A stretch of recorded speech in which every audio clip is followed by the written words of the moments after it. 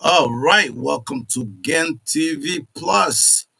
Today, another important conversation. This time, we're gonna have my guest today is really somebody that I love, um, so much because the work she put in the community, the intellect, the fight. She's a minister. She's a speaker. She's a lawyer, a human rights activist, a spiritual counselor, a wisdom teacher, and a perpetrator. So, man, it's words sometimes are so weak to introduce my one and only sister and friend, somebody that is a source of inspiration. So, welcome to the show. I personally call you Rev Dr. Julie, but for the public, let me just say Julianne Roberts. Welcome, Rev. Welcome to the show. Thank you so much. I'm so happy to be here. I'm very honored. Absolutely.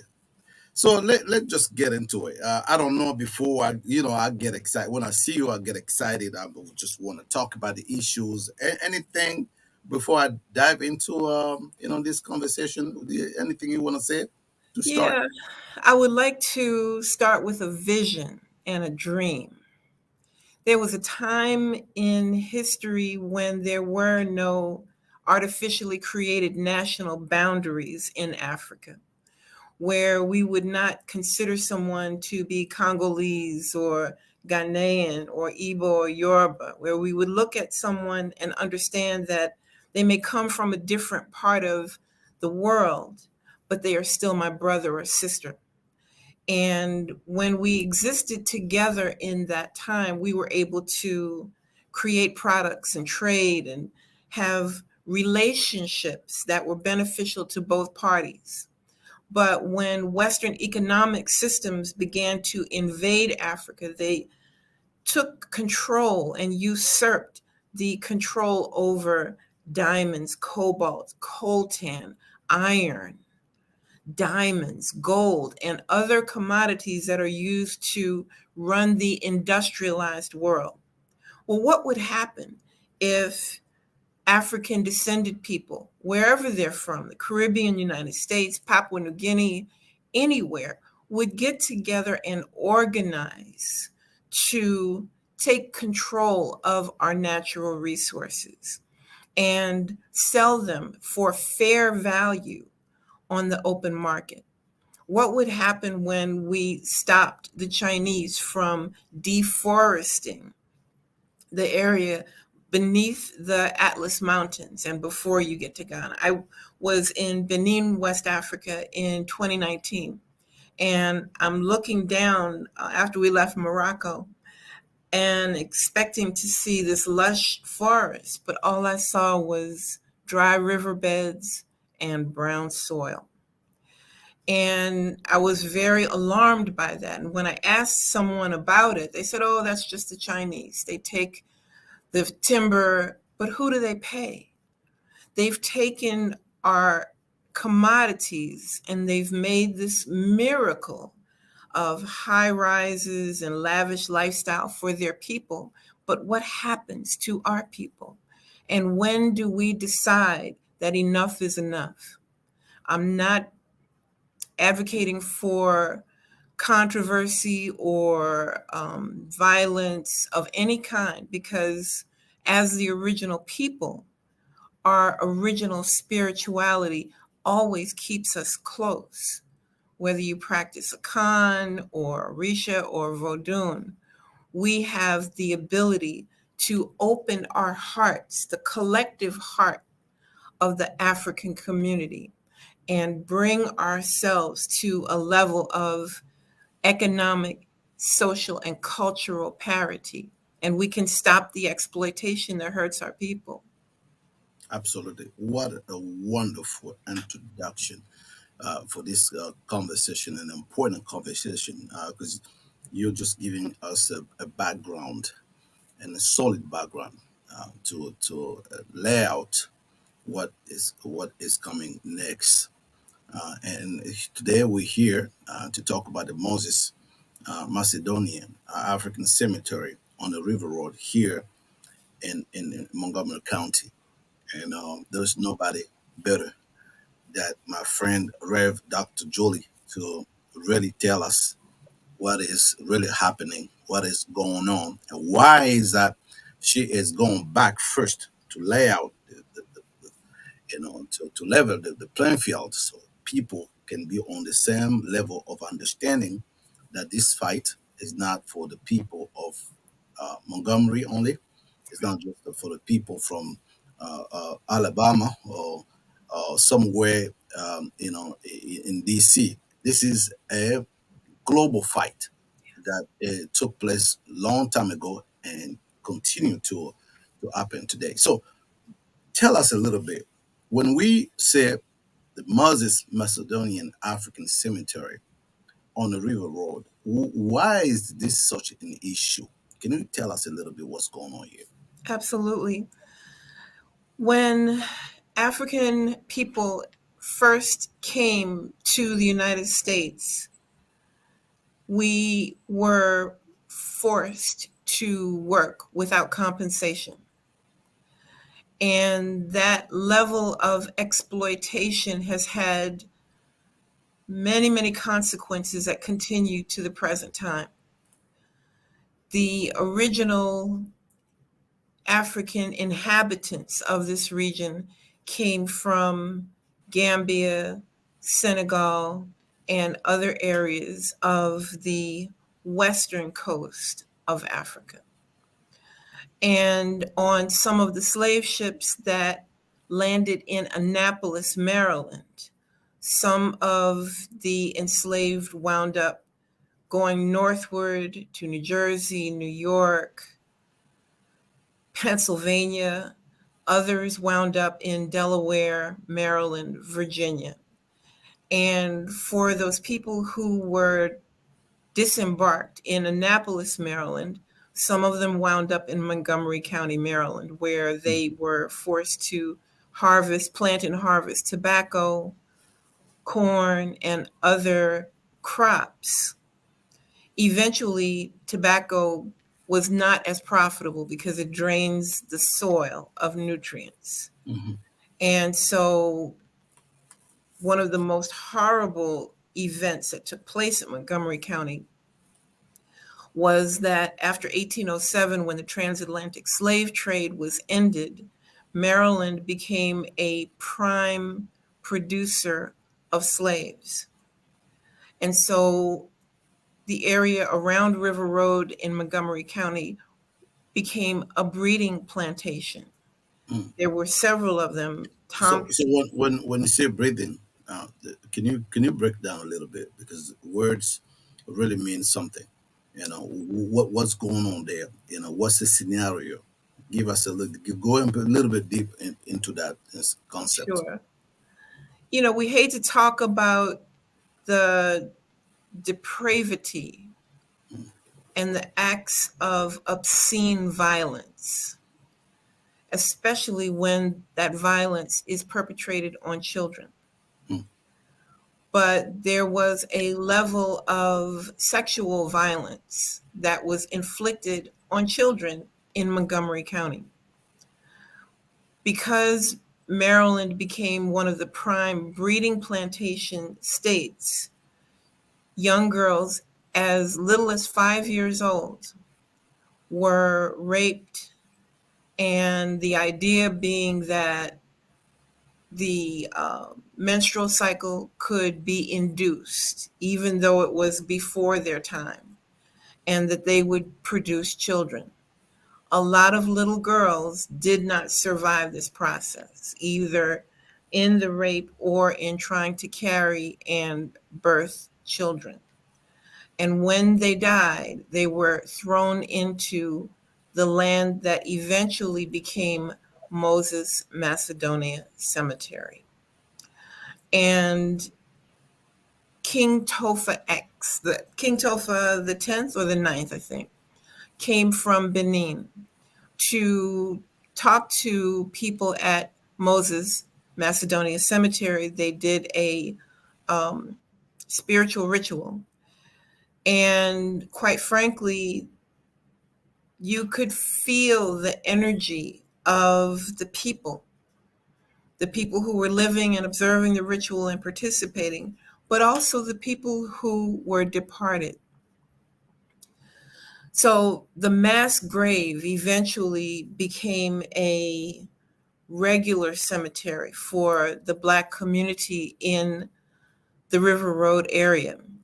But the history of the little girls who were killed in such a depraved way, I don't want to get emotional, but I do want to just speak to the gravity and the enormity of a situation where young people have been killed. They didn't live to their potential. They didn't get to go to school.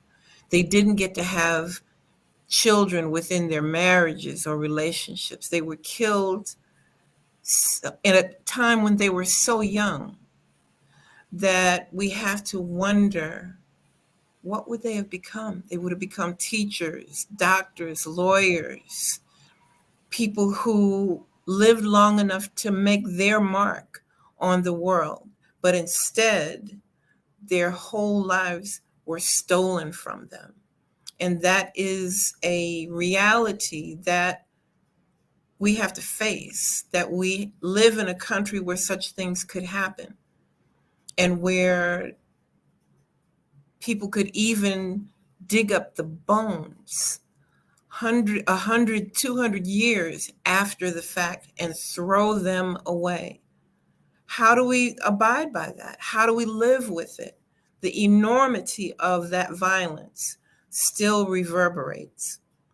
I don't like to talk about the politics in Montgomery County. I think there is a level of corruption, there's a level of uncaring, and But at the same time, this political correctness is also another problem, because if we don't have just look at the history of this country, and you see these courageous people that stood up and have to fight, and sometimes even have to pay with the ultimate price, which is their life. So for us, for you and me, to be here to enjoy this freedom. But nowadays, it's more likely to people don't want to be incorrect, because we have some friends in political positions, and the black community in general. We feel like Democrats in general are our friends. So issues, tough issues like this, but yet very sensitive, and I'm aware of it. We tend not to dig a little deeper, because we don't want to make some people uncomfortable. And that's the I think part of the problem is that we're not. And I will cite somebody. I think that was Eric Alder, that said one time, that America is. He used a term to say that we coward. We don't want to face issues the way, and this is the one of the most powerful on earth, but yet just issues, social issues that we can easily solve. We keep shy away from it. And then sometimes the moral compass that we can use to go outside this country, go overseas to blame or to educate or to instruct people, we fall short. Because what can you say to somebody?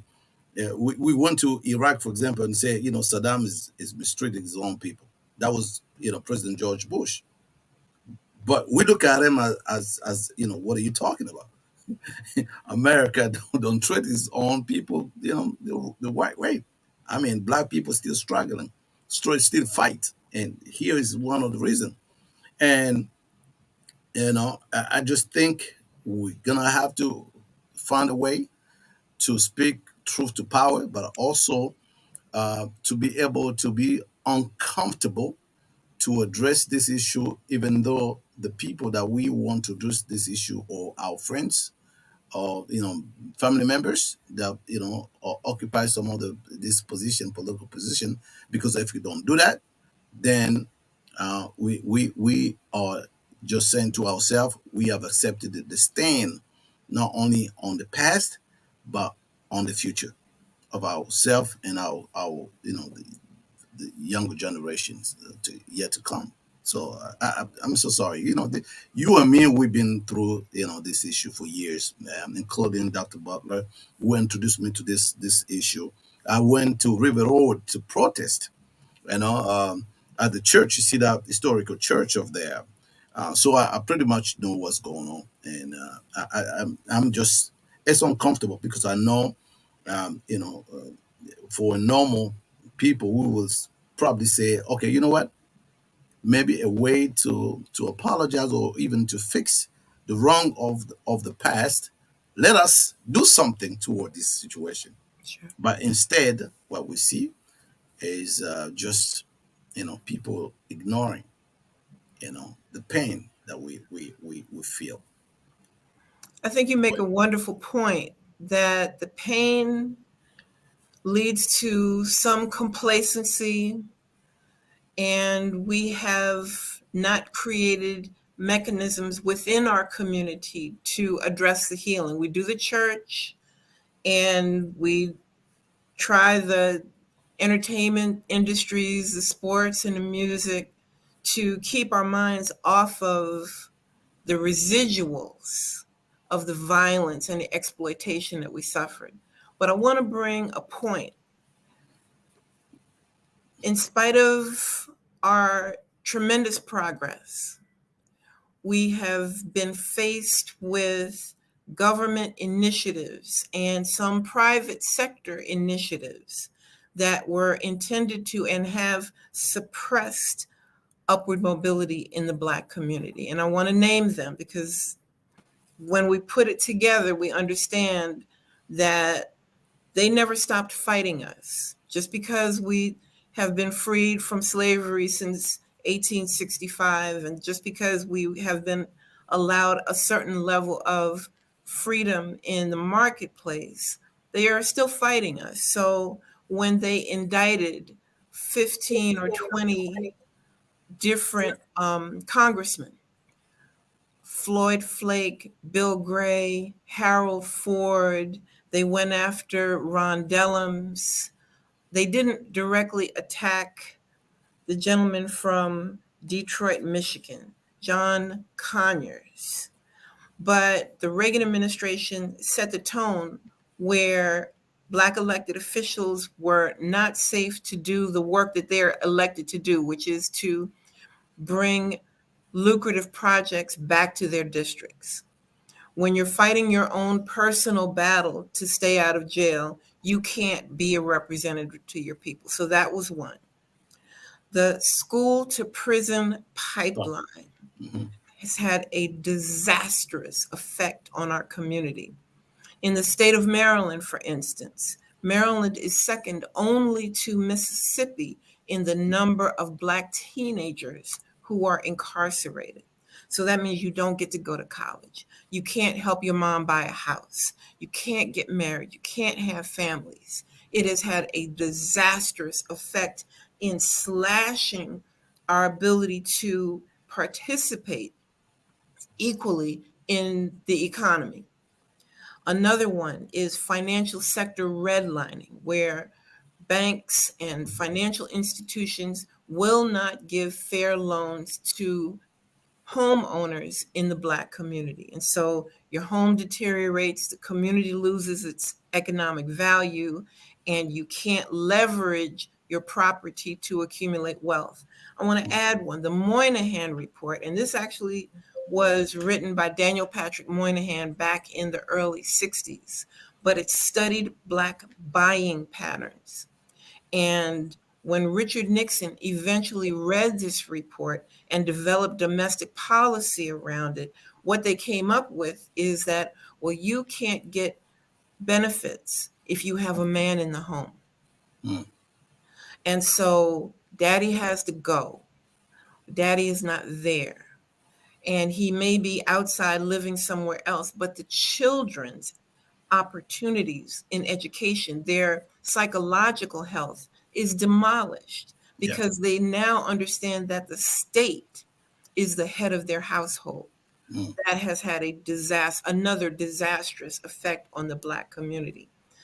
Um, they destroyed public education. They came in and initiated the No Child Left Behind. And so you have, instead of critical thinking, instead of knowledge acquisition through reading and skills acquisition through mathematics and higher levels of cognitive function, now you have to teach the children whatever is on the test. And if the children, Not to cut you up. I Mhm. was a teacher. I was a classroom teacher when No Child Left Behind. That was Prison Bush. Really, Yes. wow, And guess what? The year after, went from classroom teacher to data manager. So the testing, I'm very aware, and oh, yeah, I was a test coordinator and a data manager. wow. So Wait so a minute, what you what worked for what Educational Testing Service? no, I worked for education in DC over the last 15 years. Are you serious? Oh Yes, my yes, God. ma'am. Yes, ma'am. Wow. Yes, ma'am. So I was a student in DC public schools back in the 19 and so I remember the testing.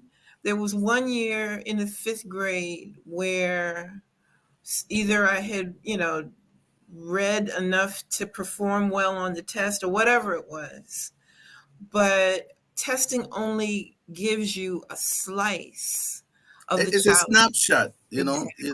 and that's what part of the reason why I went into testing, because I was curious to understand how students behave, and how that snapshot can determine or have some kind of influence in the life in the future.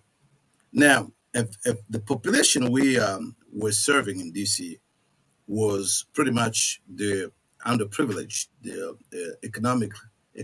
economically disadvantaged. So you're having a group of folks that are not properly, like socially, they're not equipped.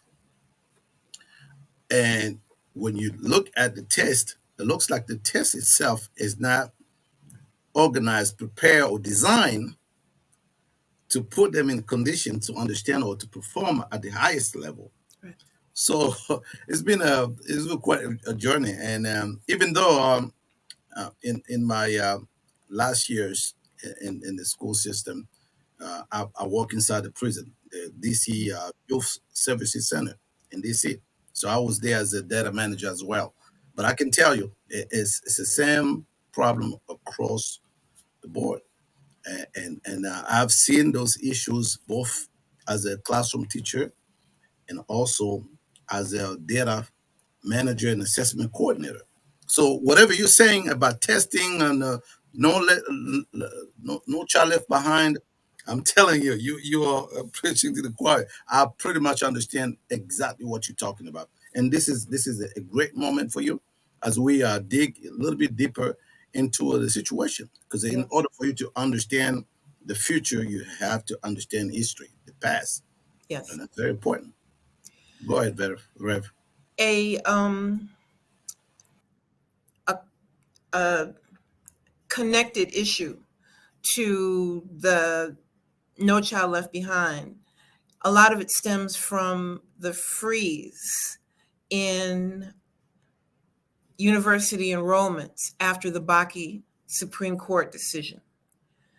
And the idea being that if you can lower the number of students in university, then you lower the likelihood that Black students will be qualified on paper and in person to take the reins of government, to take high level positions in corporate America.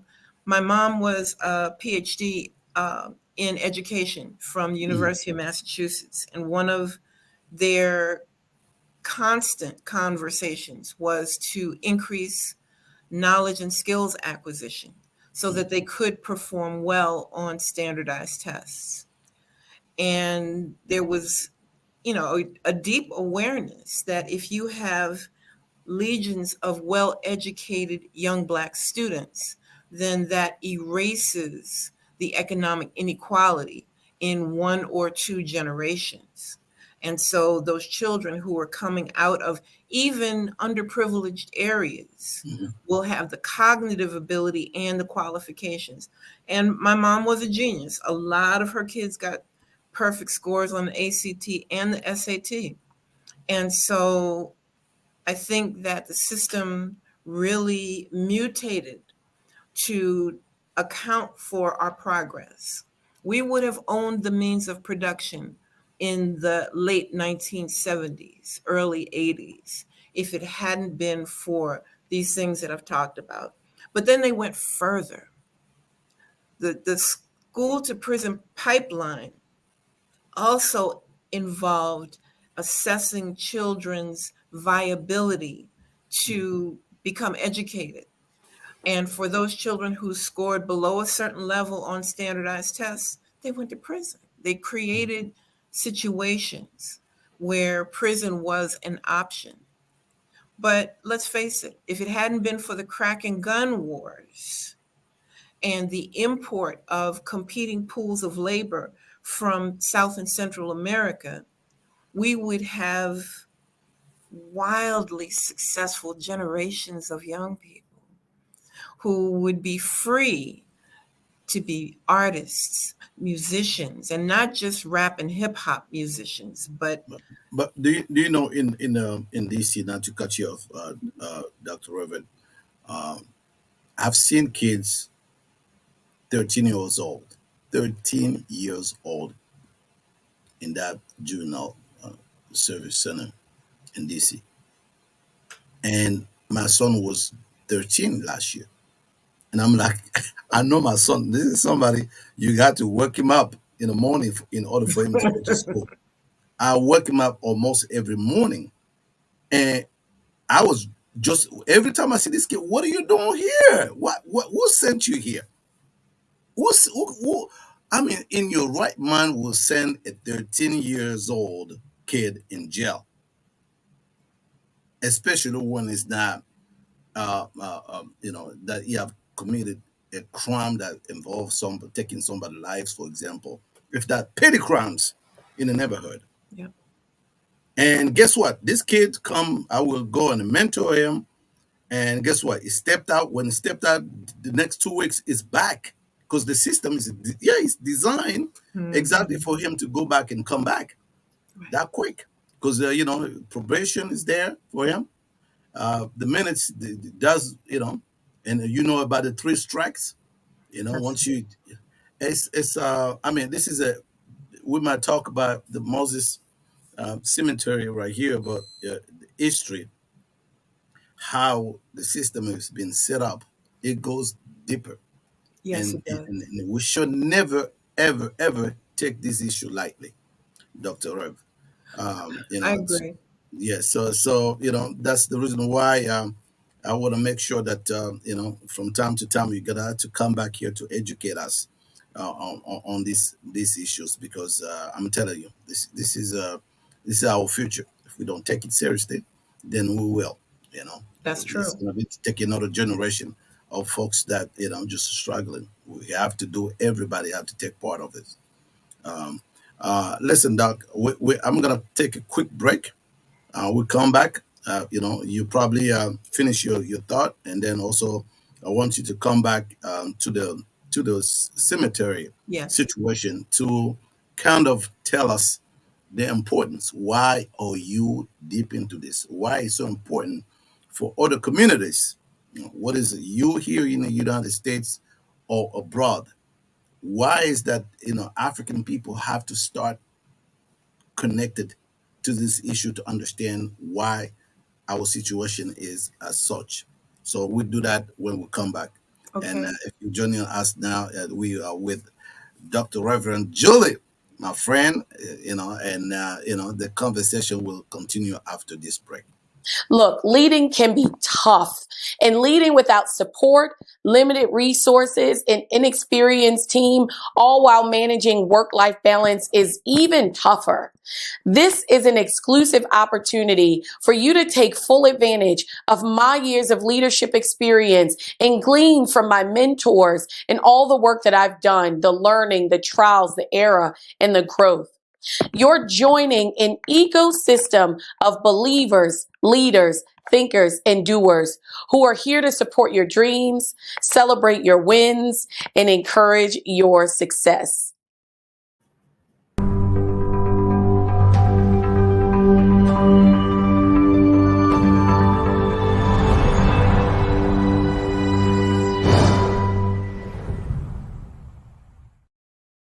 All right, welcome back to the show. If you are joining us right now on Gen TV Plus, we are with Reverend Dr. Julianne Robertson. She's coming to us from the great state of Maryland. All right. Okay, Doc. Dr. Reverend Dr. Julian. Okay. Like I was saying, it's a lot that you deal with.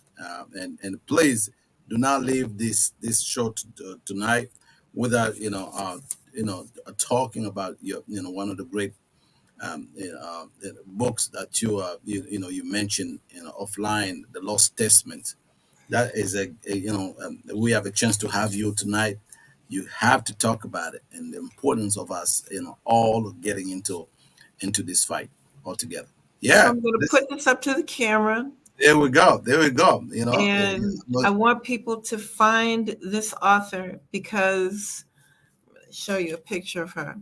This lady was so prolific and so conscientious about the way she documented the creation story, the cosmology, the human relationship to nature, the human relationship to spirits, but also the theology of Christianity can be traced back to this work.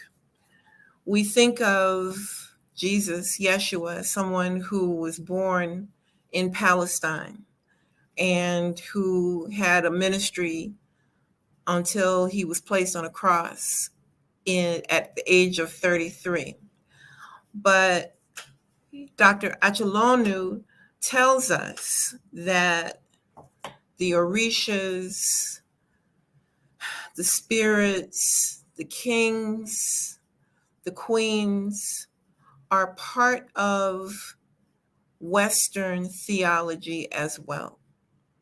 And without an understanding of the original people, Black people from Africa, all over Africa, and their desire to understand their environment and their need to understand how the system of air and water and land are part of our religion, our spirituality. You can't understand where we are right now if you don't understand what happened thousands of years ago. So it's important for us to take pride in that history and to take pride in the fact that if you go to the US Patent Office, 60 to 70% of patents from the beginning of that process, the patent process, were held by Black people. And so the inventions that are the foundation of any Western industrialized country started with Black people. And when we look at the world that we live in, there are modern amenities, there's great lifestyle, but the foundation is stuff that was created by Black people. And not only do we not get credit for it, but we don't give each other credit for it. And so what I'm trying to say is that we have to care about being Black. We have to love and embrace our Blackness, our Africanness, wherever we come from. And when we take pride in that ethnicity, then it would be very easy for us to begin to organize together to make sure that we're never in this position again. And I'll give you an example. When I was in Benin in 2019, it really occurred to me that the slave trade had a disastrous effect on Benin. It had a terrible effect on the people who wound up here among the enslaved. But there were so many people who had been sold that they couldn't raise an army to resist the French when they came to invade. And aside from that, the sale of human souls, we're souls inside of a body. So you didn't just sell the body, you sold the soul as well. And the spiritual ramifications of that act are still reverberating. And so if you love somebody enough, the unconditional love, not the erotic love, not the others, not the brotherly love, but I love you just because you are my brother. Right. And But you can't. one of the and you probably won't touch on that issue. I'm an open book. I don't think some stuff need to just be under the rug. The notion that European come in Africa and they come to buy Africans, and by buying, I mean they were giving them some piece of mirrors and maybe some artifacts. You are dealing with an advanced society. From Timbuktu to Egypt, whatever, mathematics, the papyrus come from the paper. We invaded all of this. So it's shocking to know that some people that was looking for, they were coming from Europe to look for a better life. They're trying to get something. There was hunger going on in Europe at that time. Diseases going on though, so they traveled and trying to find some new land to prosper or to do something. So you telling me that somebody from Europe come with a mirror or some little object to buy people in a society, in a civilization that is thousands or thousands of years of knowledge. As a matter of fact, the Moors took that knowledge to Europe. So it is a debate, a conversation that we have to have, like, with honesty, because it is still ongoing. That folks will say, "Hey, listen, why you are blaming the Europeans, but Africans sell their own brothers and sisters?" If you see the slave population, among them the West king sometimes, because if they come attack a village, and you will succumb to the power of the guns, there's a chance that princes and royalty will fall into that population that will be captive. Those are war criminals. I mean, war Absolutely. prisoners. So just have to be honest enough to open up history in a very, very scientific way, so that we can understand exactly the confusion, because a lot of confusion is going on in our relationship. But until we get to that point, people don't relate. Look at this title, the Moses Macedonian African Cemetery on the River Road in Bethesda. Every word in this title is meaningful. It started with Moses himself, which is somebody who was born and grew up in Africa. Moses was a pure African It in was. Egypt. Okay, so Moses, and then you see the African cemetery. I bet most African watching this program here don't even relate to it. They don't even know we are talking about them. They think this is something far away from them. Yet they still suffer from it. The Right. legacy of slavery, legacy of colonization, they still suffer from it, but cannot be related to the impact or the leftovers of what was going on the continent. So it is very important and to for us to continue having this conversation and then bringing more people to the table to try and understand why is folks like yourself dedicate lives just to trying to fight for this, you know. So in relation to this, to the cemetery, what can we say? Why are you fighting for this? Why this is so important? This little piece of land, the cemetery. Why do you want to save the soul of these young kids, young girls that you were talking about that didn't have a chance to even develop, to even be human being? They were still infants. 5 years old is that's the infancy, you know. So how can we make sure that we talk about them enough to give them back the humanity that they deserve. That's precisely it. We like to give attention to celebrities or people who have wealth, but every human being matters. Every person who comes to earth has the ability to make a world shaking, excuse me, contribution to humanity. And so when another person takes it upon themselves to rob them and steal that from them, it creates a ripple. And I always want to see Black children. I have 4 children of my own who are all now adults. And I want to see every child in a place where they believe that they can succeed. But the way systems, European systems, have exploited our people, look at what's happening in the Congo, where there are just miles and miles of people scrabbling with their bare hands for diamonds, cobalt, coltan, and other minerals. It has to stop. Or look at the way Germany, France, and the UK funded Boko Haram to steal those girls and destabilize the government.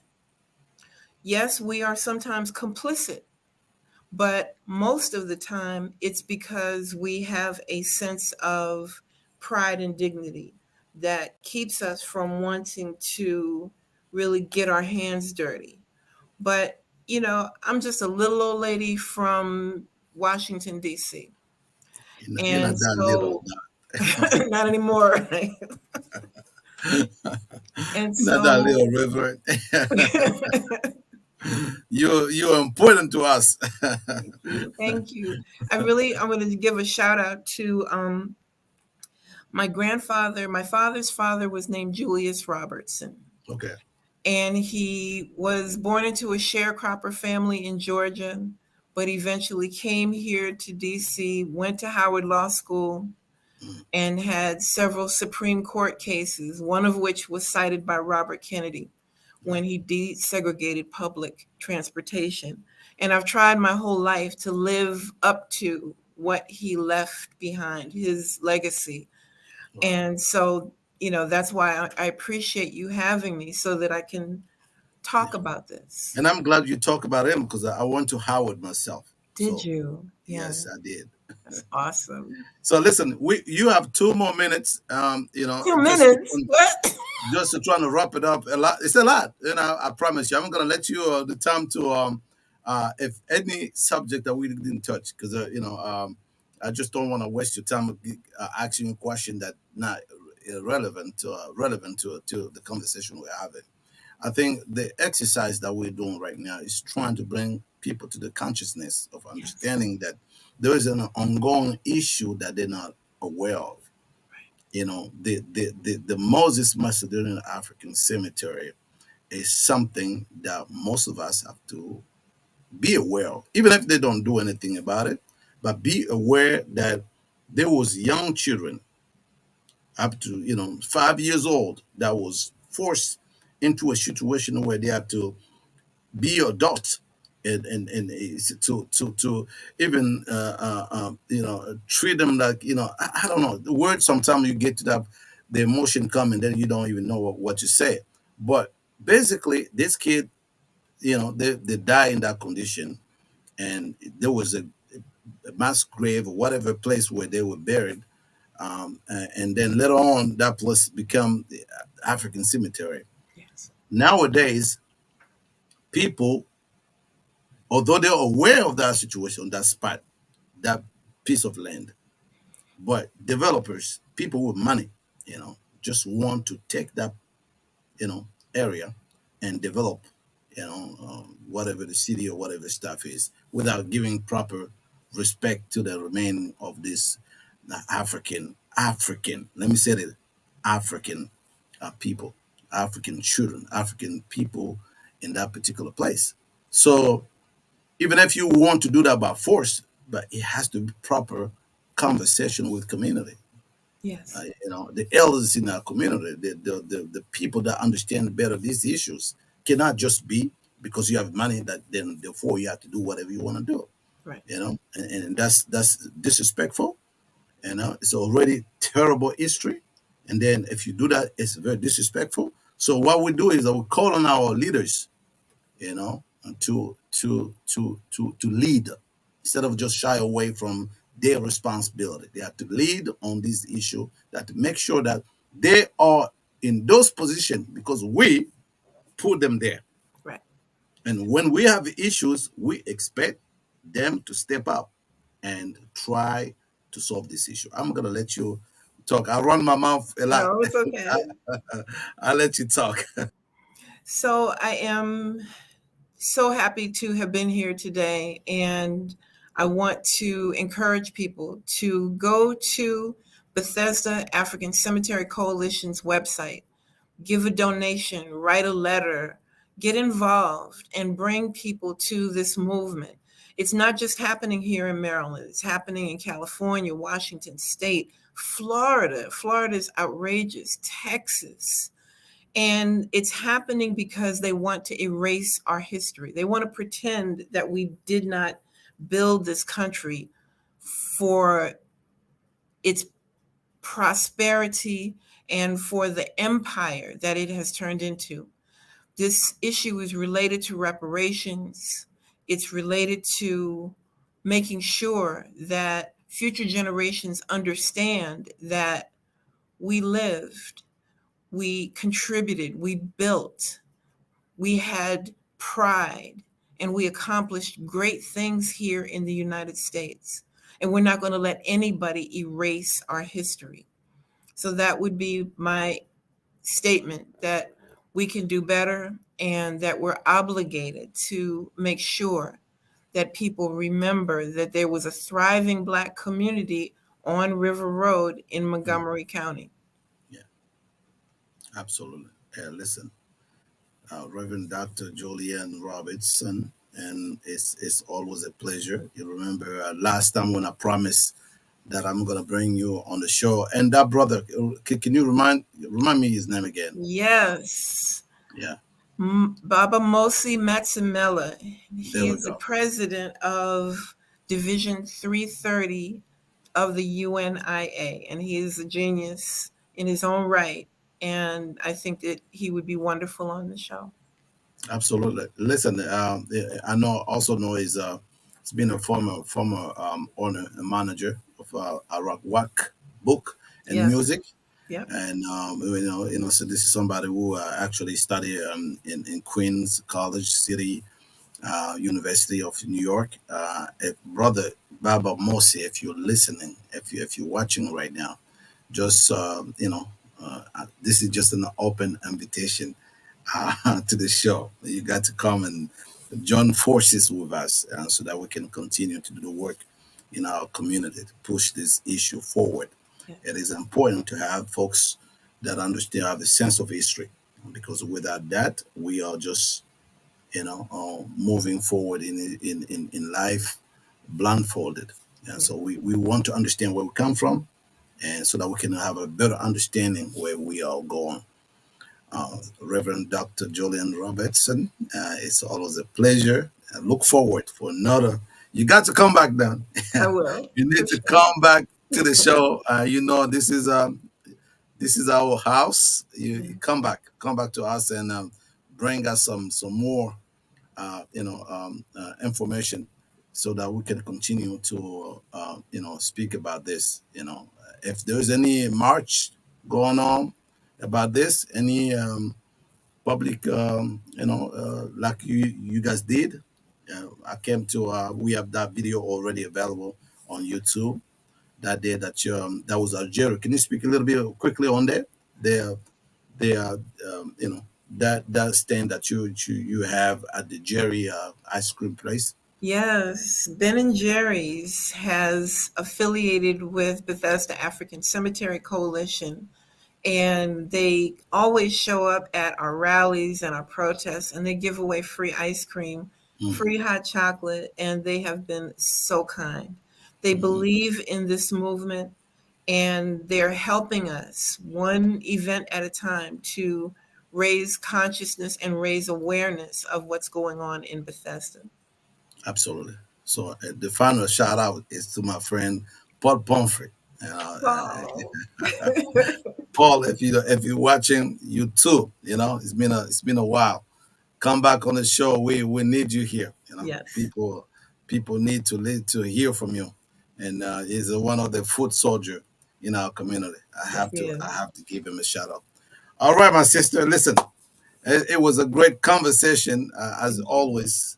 Look forward to another great conversation in the future with you. I So, surely will. God bless you, and I look forward to speak with you another time. All right. God bless you. Thank you so much.